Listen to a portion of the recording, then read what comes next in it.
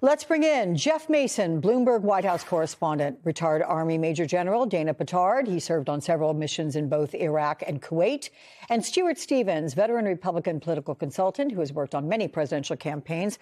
Welcome, gentlemen. Jeff, you first, because you've been writing about the president's response to the rising oil prices. What is your understanding of Trump's latest strategy pressuring other countries to join his military excursion, as he calls it, when, by the way, doesn't he really mean incursion?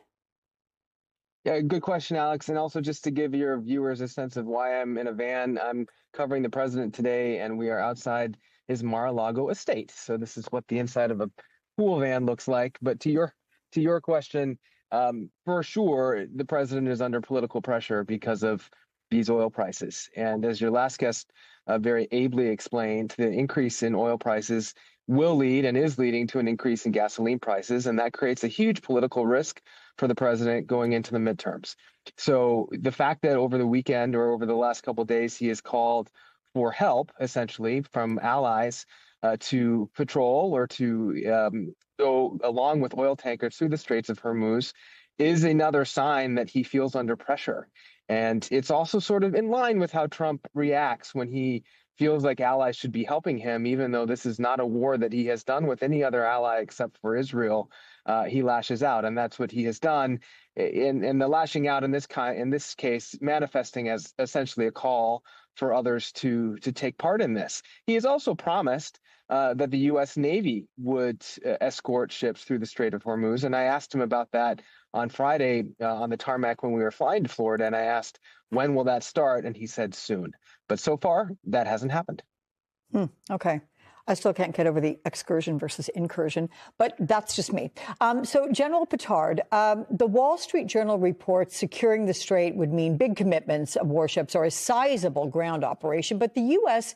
is holding off on sending warships, with Navy officers saying that Iranian drones and anti-ship missiles, that could turn the area into a, quote, kill box for American sailors. Is that how you see it, sir? Actually, I do, Alex. The U.S. Navy, the force that is currently in the region, does not have the force structure to do the mission that they've been asked to do as far as attacking Iran, protecting the fleet, and other missions, to be able to do that and also escort ships through the Straits of Hormuz. So I think that's the reality that President Trump's military advisors have given him, and that's why he's asking for help from others. So, Stuart, Trump says that many countries will be sending warships, even though the U.S. and Israel destroyed 100% of Iran's military capability. And then he adds, quote, hopefully China, France, Japan, South Korea, the U.K. and others that are affected by this artificial constraint will send ships to the area. Is the cavalry coming to help Trump, and will it include China? Well, you know, the general could speak to this because he was involved in, I think, pretty much every United States effort in Iraq and in the Mideast. The traditional way to do this, I think, is to line up allies before you go to war and not to find yourself in a war and overwhelmed and then trying to get allies by badgering them. It's completely revealing of the lack of planning. I mean, your average Southern wedding planner can think further ahead than Donald Trump. And this is what we've ended up with. And nobody wanted this war. This war is not accomplishing anything. It's killing Americans. It's destroying any chance probably for a change in Iran, the law of unintended consequences. When you attack people and their public, their citizens, history tells us over and over, they don't respond by surrendering. And it's an absolute debacle. And I think there's a growing sense among the Republican Party of this, but they don't know what to do. General, is Stuart right? I mean, is it the kind of thing that this should have been negotiated prior to going in? Is there something that the president is saying that will ring true to these allies? Because the truth is the Strait of Hormuz is blocked off and everybody is being affected by it. Yes, certainly partially in that if you look at the prior two Gulf Wars that were involved with Desert Storm in 1991, we had 42 nations as a part of that coalition. And it was a tough coalition to put together. But President George H.W. Bush did that. In 2003, with the invasion of Iraq, we had 30 nations behind us and also a part of that. And on this operation, we have one, and that's Israel. And we didn't ask and talk to our allies, even the ones in the Gulf prior to this. So to ask now for them to escort the ships, that's a tall order. Many of them still will, because the Straits of Hormuz affects their economies. But it would have been nice if President Trump had gotten them along as a part of the coalition, doing that hard diplomatic work beforehand, before going to war with Iran. So, Jeff, Trump told NBC News that Iran is ready to negotiate a ceasefire, but he's not ready to make a deal, saying this after Reuters reported that he'd rejected efforts to launch ceasefire talks.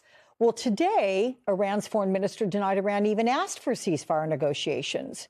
What are you hearing about what terms the president might be holding out for?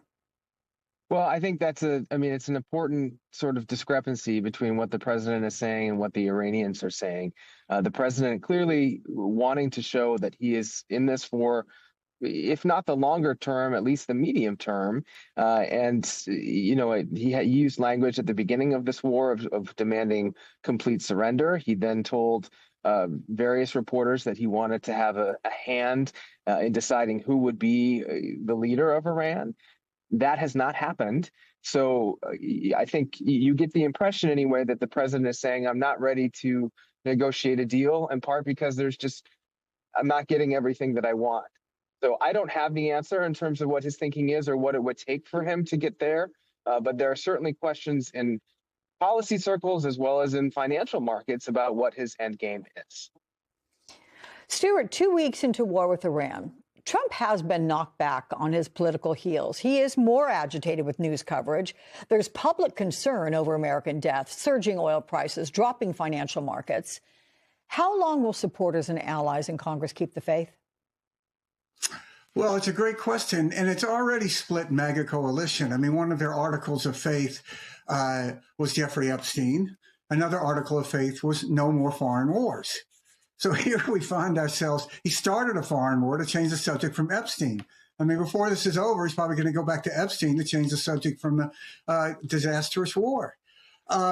This is a terrible position that he's placed Republicans in because, classically the way that you get out of these kind of messes is you have to admit that mistakes were made and ask people to give you a second chance. Look, this didn't work out like we thought. We've learned, we've listened, we're going to change. But that's just a move that Trump is incapable of. And if anybody else under him, like all these Republicans, try it, they end up getting crushed by him. So it is a real problem for Republicans. Yeah, I don't think we've ever heard Donald Trump say he was wrong or made a mistake. So, General, MS Now's Hayes Brown is pointing out the dangerous significance of Pete Hegseth's no-quarter Iran war pledge. He writes, Hegseth's disdain for rules of engagement and the laws of war is apparent, and it could lead to war crimes by Americans and against Americans. How concerned are service members and even top military brass about this? Well, very concerned. I mean, that's a slippery slope. I mean, America, we're supposed to be the good guys. Following the laws of land warfare, for example, the Geneva Convention, all that'll also protect our service members. But just how this is being conducted at the level of the Secretary of Defense for War or the presidential level, I've either been involved and or studied war for the last 5 decades. A war is a contest of wills. You fight war for political aim, and war itself is an extension of politics in many ways. Unless we can break the will of Iran, the war will not be over. Simply because President Trump wakes up and says the war is over, that doesn't mean it's over. So at this point, and it's early in the war, there's time for the U.S. to narrow the scope, get their aims right, and then finish this war, regardless of how it started, but finish this war properly. Or this will reverberate for decades beyond this if we don't get this right. Stuart, how is Hegseth's posture and his rhetoric playing in the political sphere? Look, I think Pete Hegseth is a tragic figure. He gets up there, he looks frightened, terrified. He has this kind of Rush chairman manner about him, this sort of chest pounding. It just is completely in sync with the lack of character among these Trump appointees across the board. And, in the Republican Party, we used to say character counts, character's king, character's destiny. And we were right about that. And, Hegseth just seems to be gloating in this as if it is some sort of video game. And I think that just as Americans found this overreach with ICE, these death squads roaming around shooting Americans, to be repugnant, which negated any sort of unity about the fact that we need strong borders, we need to arrest people who are criminals. What's happening now with Hegseth's sort of chest beating, like meet me behind the crystal at Friday night football game sort of attitude toward a global war. It's absolutely repugnant. I think most Americans look at it and go, like, who is this bozo?